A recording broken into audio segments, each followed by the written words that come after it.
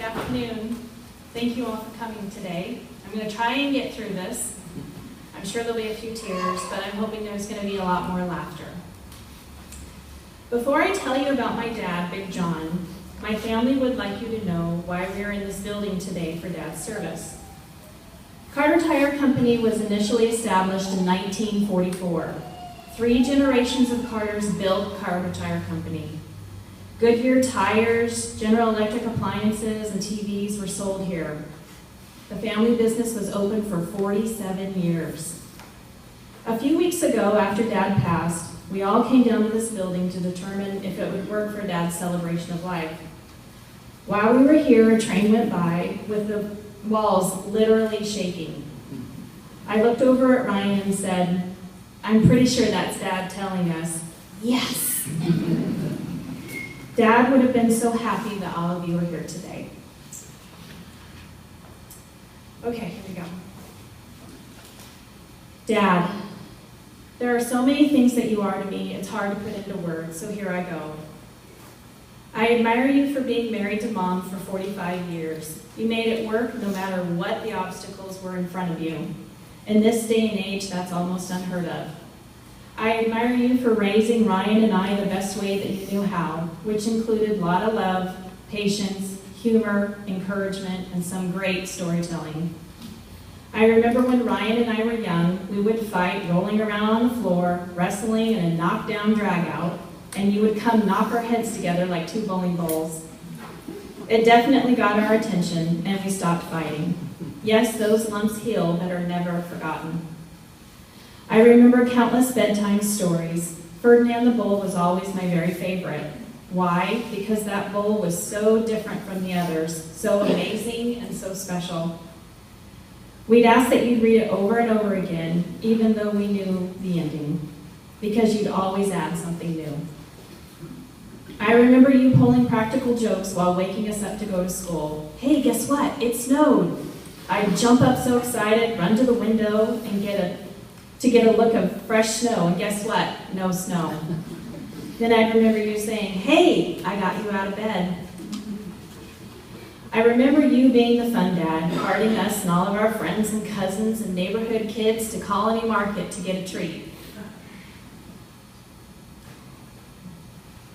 This is not the part I was supposed to cry at. On Sundays, we would get a special dipped ice cream cone or a dilly bar at Dairy Queen or McDonald's for a Sunday. There is so much to remember. Dad, you always taught me just do your best. Be the best that you can be, and that's all that really matters. Looking at his life, that's what he did. He did his very best in every situation, no matter what happened. One of my best memories that stands out is when Ryan, age 9 or so, came screaming in the house and began rolling around on the floor in severe pain after reporting that he ate a hot dog for lunch and another hot dog for dinner. And then he went bike riding. We joked that hot dog was probably lodged sideways. Mom, of course, was gone to a meeting and there was no way to reach her. Dad literally did not know what to do, so he called our next door neighbor, Joy Acton.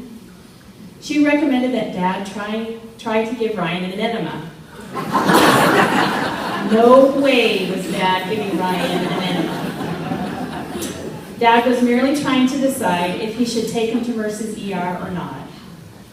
After 20 minutes or more of Ryan screaming uncontrollably, I thought to myself, music calms the savage beast. So I decided to bring my flute out, and I played it as loud as I could for 5 to 10 minutes. I can tell you the flute playing did not do any good. But soon enough, Ryan was better.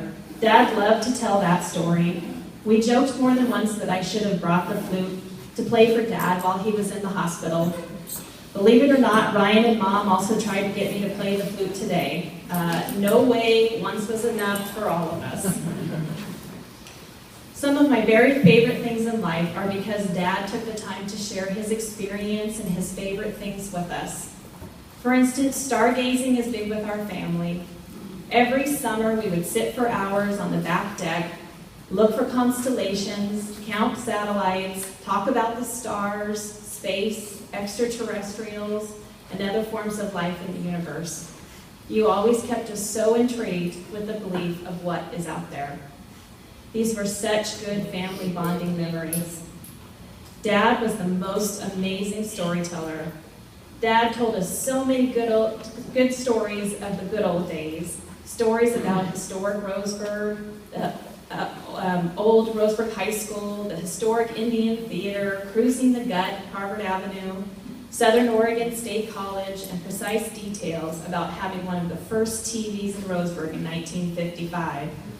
He would share stories about the Carter family and the four brothers, Galen, Lauren, Dad, and Steve, and his cousins growing up, and all the practical jokes that they played. One of his favorite was the fake bike wrecks, complete with spinning tires, throwing dust up as the cars approached, and using ketchup for blood. They would also regularly be gone all day foraging the Curry Roads, orchards, getting into trouble on the ranch, and swimming for hours in the South Umpqua River. We heard these stories over and over and over. I sure would love to hear him tell just one more of those stories. Dad could talk to anyone, and I mean anyone, and talk their ear off. Whether in a grocery store, or at a ball game, or at teacher conferences, we would all regularly have to say, "Dad, it's time to go." He knew everyone and had an amazing gift of gab, and if he didn't know you, he would surely get to know you. Mom and Ryan say, "Nancy, you're just like Dad, with my crazy wild side, odd sense of humor, and quick wit cleverness." I told Dad once that this likeness and trait was both a blessing and a curse, which made him laugh and smile.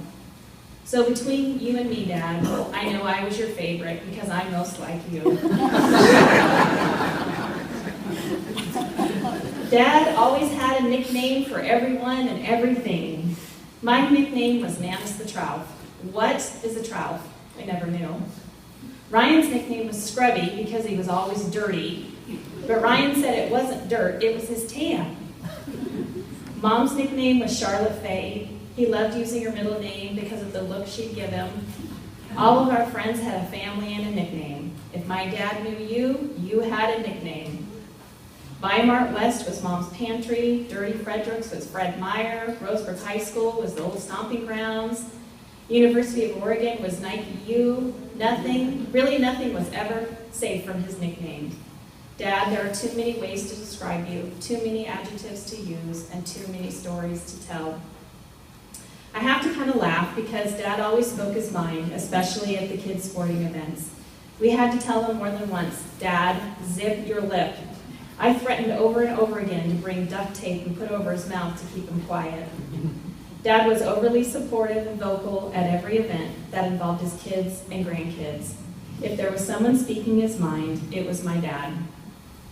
I'm so thankful that my dad was present in our lives and in my children's lives. He was always there, present in the moment, being a dad. He truly cherished the times we spent together, sharing experiences, whether it was long family vacations, backyard get-togethers, or just a simple one-on-one lunch. He loved them all. Dad, you taught me to live in the moment. This is the hard part. This is the paragraph. You taught me to live in the moment and to make today my best day.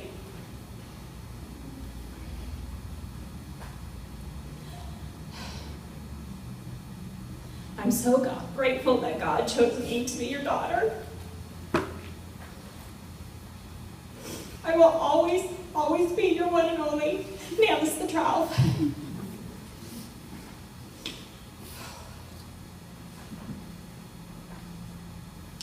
I'm sure my dad is up there in heaven in the happy tire store in the sky, as he called it, telling story after story to his grandparents, brothers, cousins, and friends, catching them up on all the great things he's experienced.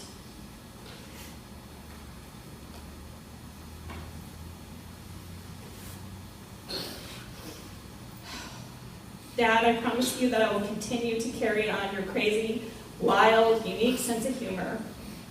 And I will continue to help Mom and Ryan and all of us live every day enjoying the best moment, the best that we can, just as you did. Thank you for being my dad.